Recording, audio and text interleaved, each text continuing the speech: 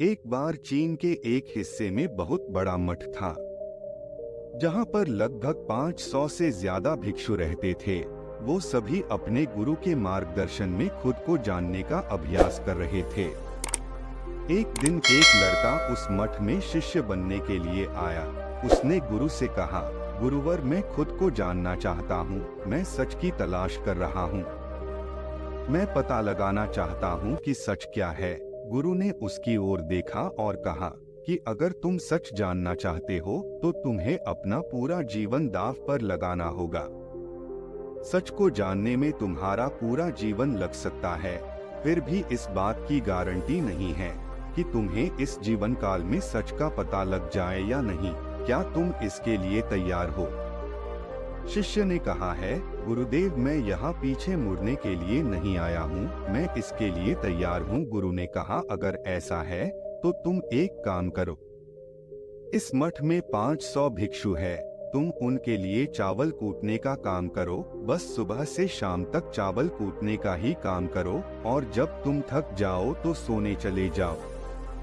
फिर अगली सुबह उठकर चावल को कूटना शुरू कर दो। इसके अलावा कुछ और मत करना, किसी और चीज के बारे में मत सोचना, बस इस रास्ते पर चलते रहना और दोबारा मेरे पास मत आना। जरूरत पड़ने पर मैं खुद तुम्हारे पास आऊंगा। उस लड़के ने गुरु के आदेश का पालन करते हुए चावल कूटना शुरू कर दिया। उस मठ में 500 शिष्य थे।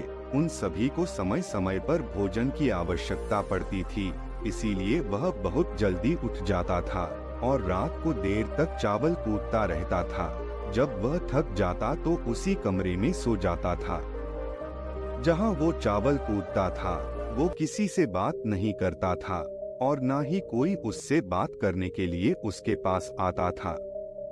कुछ महीनों तक चावल कूटते हुए उसके मन में पुराने विचार आते रहे, लेकिन उन विचारों को कोई नया विषय नहीं मिला, तो वह अपने आप ही मिट गए। धीरे धीरे उसके मन में विचार कम होने लगे। कुछ सालों के बाद वो अपना नाम तक भी भूल गया। वो हमेशा चुप रहता और विचारहीन अवस्था में बस चावल कूटता रहता था।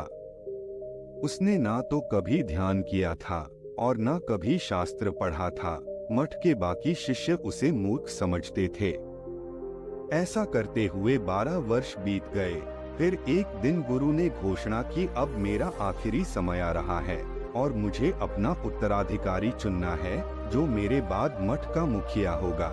इसीलिए मेरा कोई भी शिष्य है जिससे लगता है कि वह आत्मनिर्भर हो गया है और उससे खुद को जान लिया है, तो वह रात को मेरे दरवाजे के पास आकर इस दीवार पर कुछ पंक्तियां लिखे जिसमें उसकी जिंदगी का सारा अनुभव समाया हो। कई शिष्यों ने ऐसा करने के बारे में सोचा, पर मठ के प्रमुख शिष्यों में से एक शिष्य ने वहां जाकर कुछ पंक्तियां लिखी।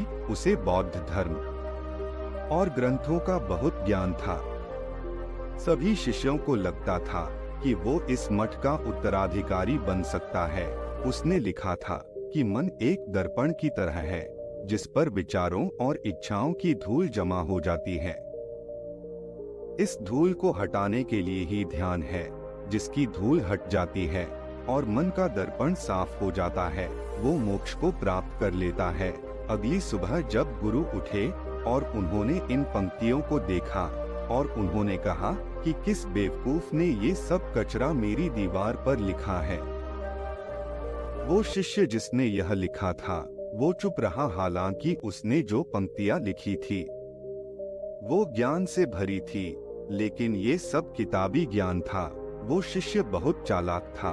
उसने पंक्तियां लिखी पर उसने नीचे अपने हस्ताक्षर नहीं किए, क्योंकि वो स्वयं इसके बारे में निश्चित नहीं था कि ये सही है या नहीं, क्योंकि वह आत्म साक्षात्कार नहीं हुआ था। गुरु ने पंक्तियों को पूरी तरह से खारिज कर दिया। ये देखकर सभी हैरान रह गए। ये घटना पूरे मठ में चर्चा का विषय बन गई। इस विषय पर बात करते हुए दो शिष्य उस शिष्य के पास से गुजरे जो 12 साल पहले यहाँ आया था और दिन रात चावल कूटता रहता था। दोनों की चर्चा सुनकर वह धीरे से हंस पड़ा। दोनों शिष्य ने उससे पूछा कि तुम क्यों हंस रहे हो? दोनों शिष्य की नजर में ये चावल कूटने वाला कुछ भिक्षु ही था। किसी ने उसे ना तो कभी ध्यान करते हुए देखा था, न ही कभी शास्त्र पढ़ते हुए। हर कोई उसे मूर्ख समझता था, जो बस चावल को ही जानता था। उस मठ में बहुत बड़े बड़े विद्वान थे, लेकिन उस चावल कूटने वाले को किसी से कोई मतलब नहीं था। इसीलिए वह दोनों शिष्य उसे मुस्कुराता हुआ देखकर हैरान रह गए। उन्होंने फिर उससे पूछा कि तुम क्यों हंस रहे हो? उसने जवाब दिया, मैं इसीलिए हंस रहा हूँ कि गुरुवर सही बोल रहे हैं। ये सब पंक्तियाँ कचरा है, इन पंक्तियों का कोई मूल्य नहीं है। वो दोनों शिष्यों चौंक गए। उन्होंने उसे पूछा कि क्या तुम ऐसी पंक्तियाँ लिख सकते हो जो इससे भी बेहतर हो? चावल पीसने वाले ने जवाब दिया, नहीं, क्योंकि मैं अनपढ़, लेकिन हाँ, मैं कुछ पंक्तियाँ कह सकता हूँ। अगर तुम उन पंक्तियों को लिख सकते हो तो मैं तुम्हारे साथ जाने के लिए तैयार। उन दोनों शिष्यों ने कहा, ठीक है। वह गुरु के कमरे के पास गए और चावल कूटने वाले ने कुछ पंक्तियाँ बोली और दूसरे शिष्य ने उस दीवार पर लिख दिया और उन पंक्तियों के नीचे लिख दिया कि चावल कूटने वाला वर्टिकल बार। उन्हें लगा कि मास्टर इस पर भी गुस्सा करेंगे जो पंक्तियाँ उसने लिखने के लिए कहा था। बहुत अद्भुत थी वो पंक्तियाँ। मन तो बस एक का भ्रम है, ना तो मन है, ना ही मन का कोई दर्पण है, और जब मन ही नहीं है तो धूल कहाँ ठहरेगी? जो ये जानता है वो सच को जान गया। जब गुरु ने ये पंक्तियाँ देखी तो वे आधी रात को उठे और चावल कूटने वाले के पास गए। वह सो रहा था। गुरु ने उसे जगाया और कहा कि ये लोग मेरी छड़ी और मेरे वस्त्र ले लो, आज से तुम मेरे उत्तराधिकारी हो, लेकिन इस मठ को छोड़कर कहीं दूर चले जाओ, क्योंकि इस मठ में बहुत सारे विद्वान हैं जो खुद को तुमसे ज्यादा श्रेष्ठ मानते हैं और वो तुम्हें मार देंगे।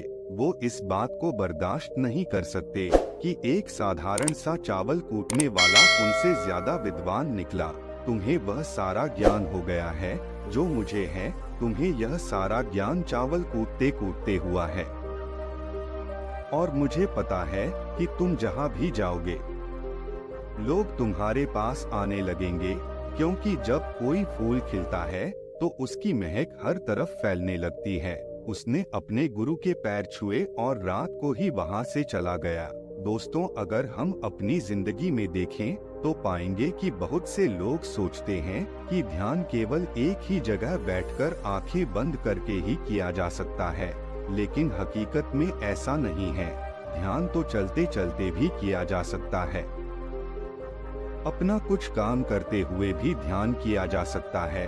असल में ध्यान का मतलब ये है कि आप जो भी काम कर रहे हैं उसे इतनी ईमानदारी से करें कि आपको आपके शरीर का ख्याल भी ना रहे, बिल्कुल उस चावल पीसने वाले की तरह जो चावल कूटने में इतना मग्न हो गया कि उसको खुद का कोई ख्याल ही नहीं रहा। उसने चावल कूटते हुए ही आत्म साक्षात्कार प्राप्त कर लिया।